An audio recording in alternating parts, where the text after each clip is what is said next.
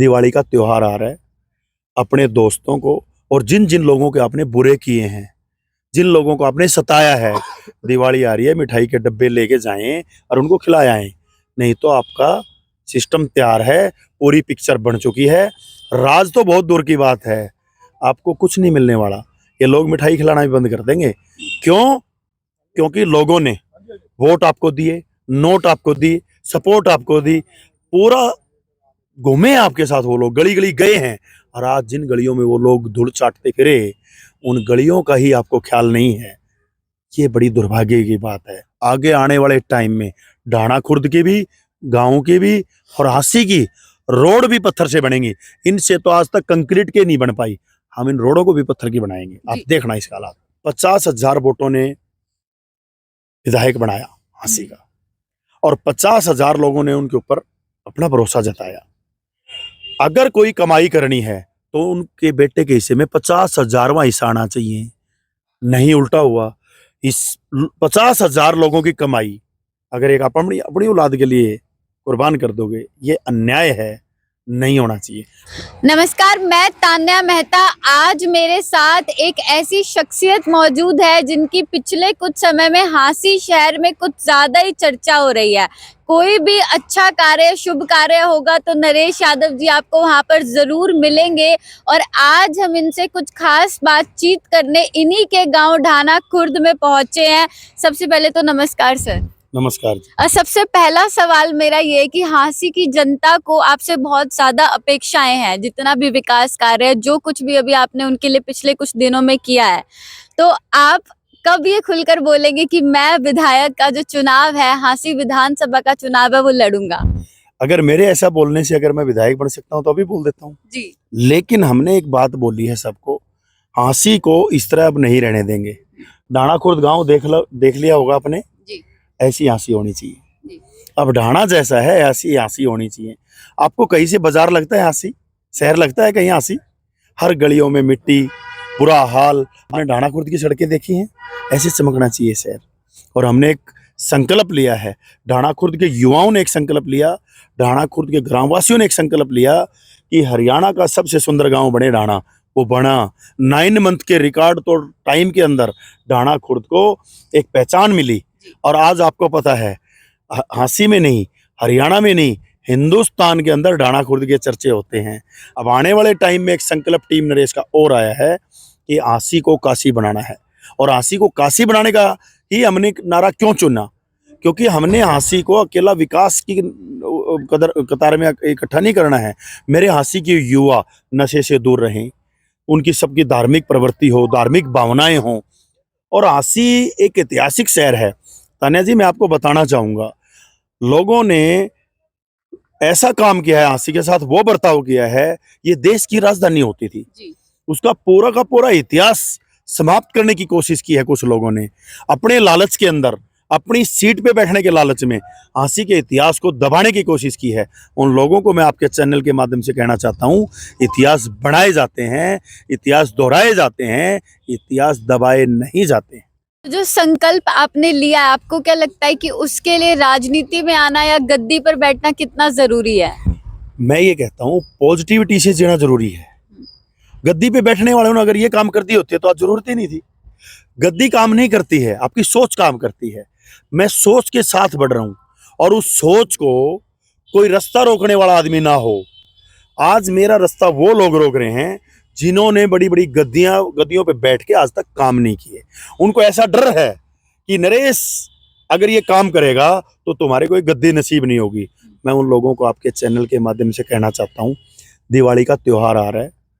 अपने दोस्तों को और जिन जिन लोगों के आपने बुरे किए हैं, जिन लोगों को आपने सताया है, दिवाली आ रही है, मिठाई के डब्बे लेके जाएं और उनको खिलाए आएं। नहीं तो आपका सिस्टम तैयार है, पूरी पिक्चर बन चुकी है। राज तो बहुत दूर की बात है, आपको कुछ नहीं मिलने वाला। ये लोग मिठाई खिलाना भी बंद कर देंगे। क्यों? क्योंकि लोगों ने वोट आपको दिए, नोट आपको दी, सपोर्ट आपको दी, पूरा घूमे आपके साथ। वो लोग गली गली गए हैं और आज जिन गलियों में वो लोग धूल चाटते फिरे, उन गलियों का ही आपको ख्याल नहीं है। ये बड़ी दुर्भाग्य की बात है। आप एक बात बताइए, वोट 50,000 वोटों ने विधायक बनाया हाँसी का, और 50,000 लोगों ने उनके ऊपर अपना भरोसा जताया। अगर कोई कमाई करनी है तो उनके बेटे के हिस्से में 50,000वां हिस्सा आना चाहिए, नहीं उल्टा हुआ। इस 50,000 लोगों की कमाई अगर एक अपनी अपनी औलाद के लिए कुर्बान कर दोगे, ये अन्याय है, नहीं होना चाहिए। मैं कहता हूँ खाओ पियो मौज करो, लेकिन आपका हिस्सा उसमें 50,000वां है। अगर आसी की जनता चुनाव में भी आप पर इसी तरीके से विश्वास दिखाती है तो आप कितना खरे उतरेंगे? मैं ये कहता हूँ, सर्वे हो कुछ भी हो, मेरा उस किसी चीज पे ध्यान नहीं है। फिर मैं कहता हूँ, मुझे सर्वे में नंबर बनवाने से मेरा कोई सरोकार नहीं है। मैं 3rd नंबर पे आता तो भी मुझे दिक्कत नहीं है, और मैं आगे भी 1st नंबर पे आ जाऊं तो भी कोई दिक्कत नहीं। यानी कल जनता मुझे किसी सीट पे भी बिठा दे तो भी मुझे उससे सरोकार नहीं है। मेरा मकसद पूरा अगर नहीं होता है तो मेरा मकसद है, लोग मुझसे पूछते हैं नरेश यादव का क्या मकसद है, मेरा मकसद है, बहुत बड़ा लालच है मुझे, एक मेरा संकल्प है उसको पूरा करने का, हाँसी को काशी बनाने का। और हाँसी हल्के के 58 के 58 गांव वो ढाणा खुर्द जैसे होंगे। और मैंने आपको पहले भी कहा है और आज फिर मैं मंच से कह रहा हूँ, आपके माध्यम से कह रहा हूँ, आने वाली हाँसी में सब रोड जैसे ढाणा खुर्द में अयोध्या की तरह पत्थर लगे हुए हैं, आगे आने वाले टाइम में ढाणा खुर्द की भी, गाँव की भी और हाँसी की रोड भी पत्थर से बनेंगी। इनसे तो आज तक कंक्रीट के नहीं बन पाई, हम इन रोडों को भी पत्थर की बनाएंगे। आप देखना इसका हालात।